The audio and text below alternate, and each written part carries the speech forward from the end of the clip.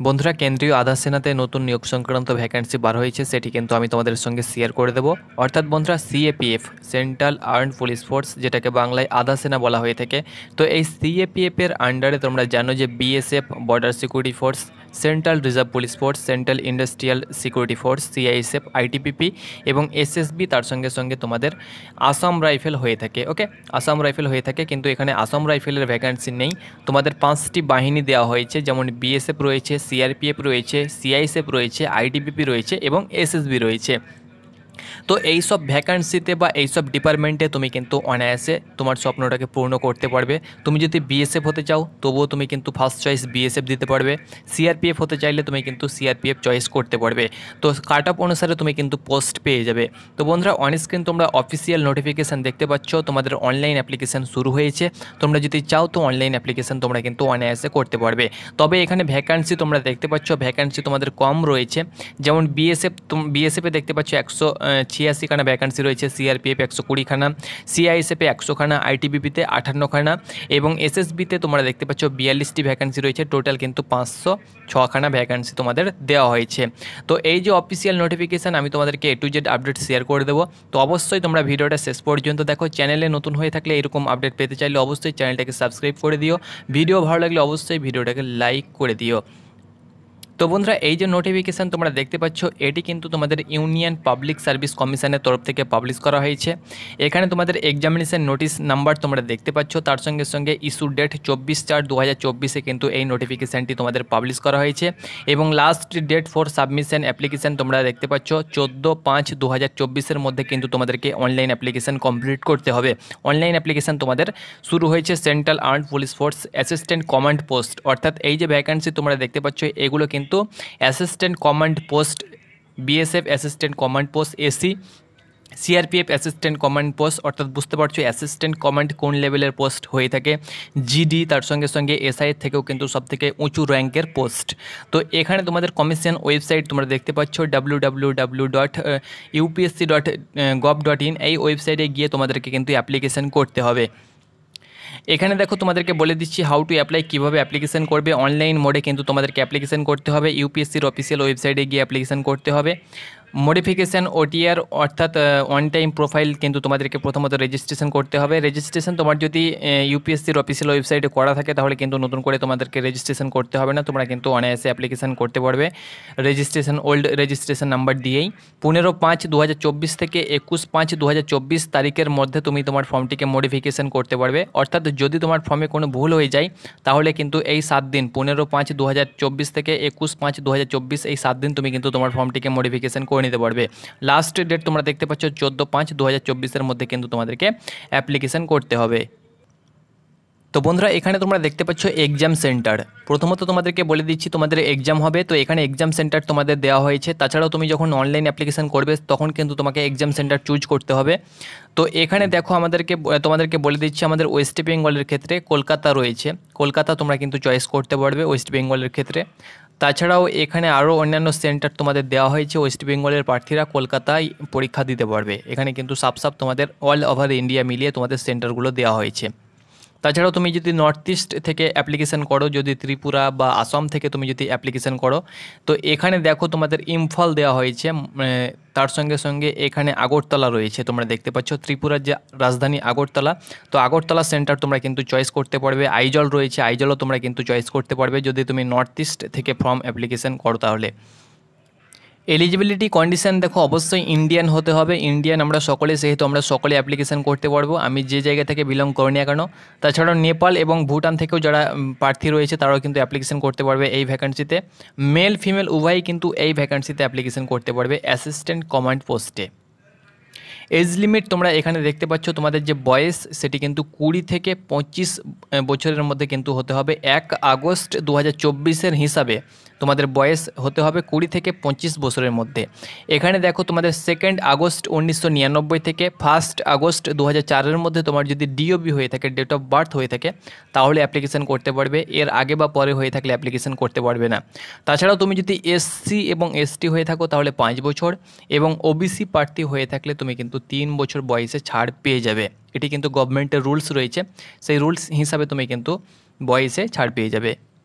Application ফিজ তোমাদেরকে কিন্তু 200 টাকা চার্জ এখানে দিতে হবে।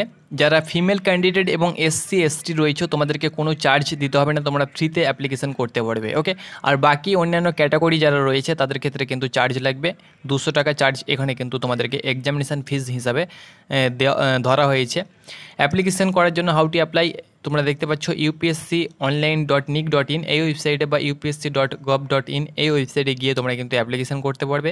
অ্যাপ্লিকেশান জনিত যে কোনো ভিডিও তোমরা কিন্তু ইউটিউবে দেখতে পেয়ে যাবে, বা যে কোনো সাইবার ক্যাফে গিয়ে তোমরা কিন্তু অনায়াসে অ্যাপ্লিকেশান করতে পারবে।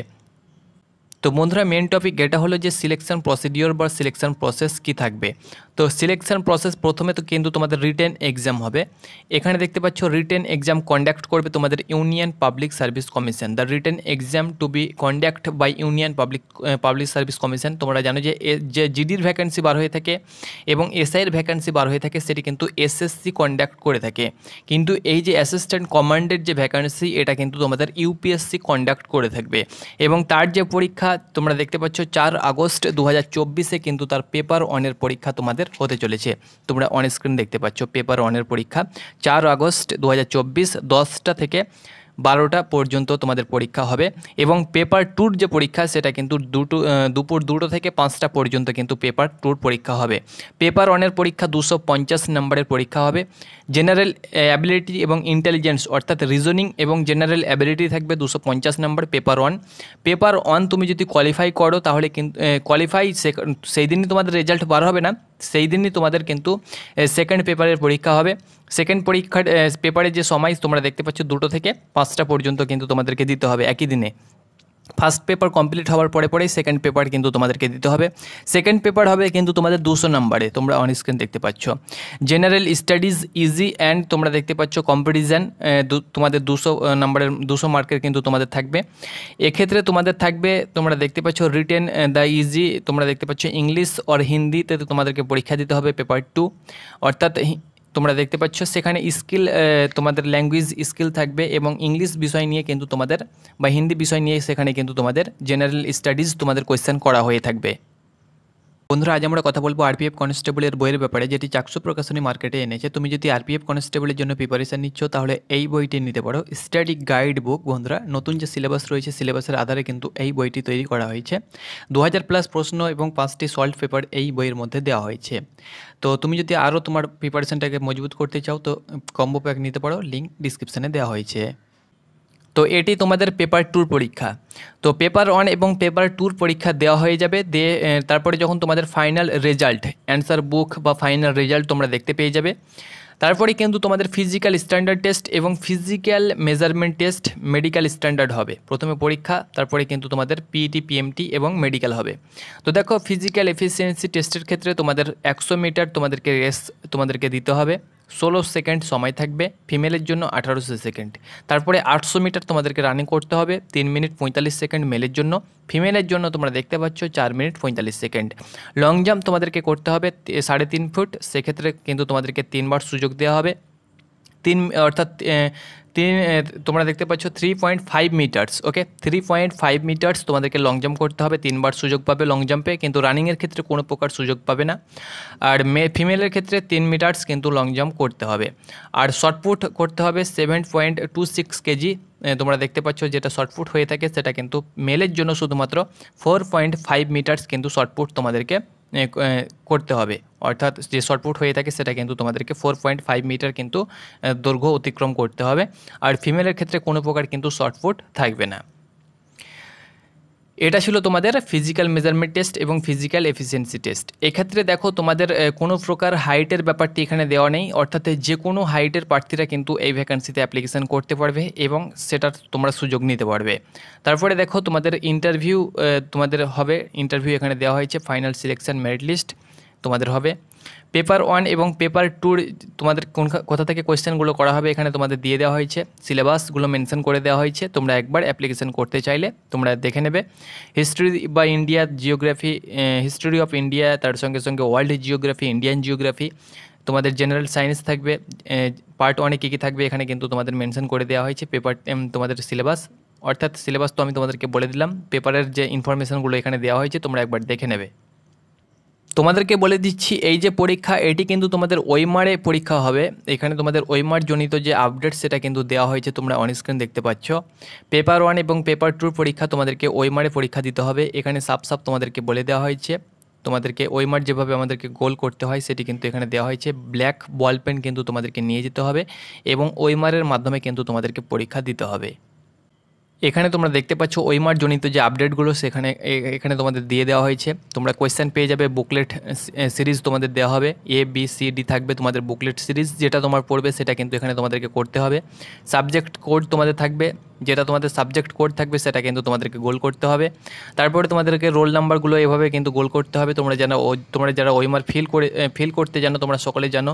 তারপরে তোমাদের যে প্রশ্নপত্র থাকবে সেটা কিন্তু তোমাদেরকে ওইমার বেস্ট এক্সামগুলো কিন্তু তোমাদেরকে দিতে হবে। ওকে, এখানে দেখো তোমাদের হাইট যেটা সেটা কিন্তু 156 সেন্টিমিটার থেকে তোমাদের মেলের হাইট শুরু হয়েছে, অর্থাৎ 156 সেন্টিমিটার যাদের হাইট তোমরা কিন্তু এই ভ্যাকেন্সিতে আবেদন করতে পারবে। 156 থেকে শুরু করে যত তোমার হাইট থাকুক না কেন তুমি কিন্তু অ্যাপ্লিকেশন করতে পারবে। লাস্ট হাইট তোমাদের 156। ওকে, এবার তোমাদের এখানে বয়স দেওয়া হয়েছে, যদি তোমার 18 থেকে 22 বছর বয়স হয়ে থাকে তাহলে 44 থেকে 54 কেজি তোমাদের ওজন লাগবে 156 সেন্টিমিটার উচ্চতায়। 23 থেকে 27 তোমার যদি এজ হয়ে থাকে তাহলে 46 থেকে 56 কেজি তোমার ওয়েট লাগবে। তোমাদেরকে বলে দিচ্ছি 50+ তোমার যদি ওজন থেকে থাকে তাহলে তুমি যে কোনো হাইটের প্রার্থী হও না কেন তুমি কিন্তু অনায়াসে ফিট হয়ে যাবে। আর এখানে ফিমেলের হাইট তোমরা দেখতে পাচ্ছ 148 সেন্টিমিটার তোমার যদি উচ্চতা থেকে থাকে তাহলে ফিমেল যারা রয়েছে তোমরা কিন্তু 148 থেকে শুরু করে তোমরা কিন্তু অ্যাপ্লিকেশান করতে পারবে। ওকে, দেখো এখানে তোমাদের মিনিমাম যে এডুকেশান কোয়ালিফিকেশান তুমি যদি ব্যাচেলার ডিগ্রি পাস হয়ে থাকো তাহলে তুমি কিন্তু আবেদন করতে পারবে যে কোনো ইউনিভার্সিটি থেকে, সেটা সেন্ট্রাল ইউনিভার্সিটি হোক না কেন বা স্টেট ইউনিভার্সিটি হোক না কেন, যে কোনো ইউনিভার্সিটি থেকে তুমি যদি ব্যাচেলার ডিগ্রি পাস হয়ে থাকো তাহলে তুমি কিন্তু আবেদন করতে পারবে এই ভ্যাকান্সিতে। ওকে, তো এটি ছিল বন্ধুরা তোমাদের ভ্যাকান্সির আপডেট, যেটি তোমাদের CAPF-এর vacancy, CAPF central armed police force assistant command পোস্টে তোমাদের যে ভ্যাকান্সি বার হয়েছে তার আপডেট আমি তোমাদের সঙ্গে শেয়ার করলাম। অ্যাপ্লিকেশান তোমরা কিন্তু UPSC-র অফিসিয়াল ওয়েবসাইটে গিয়ে অ্যাপ্লিকেশান করতে পারবে। ধন্যবাদ।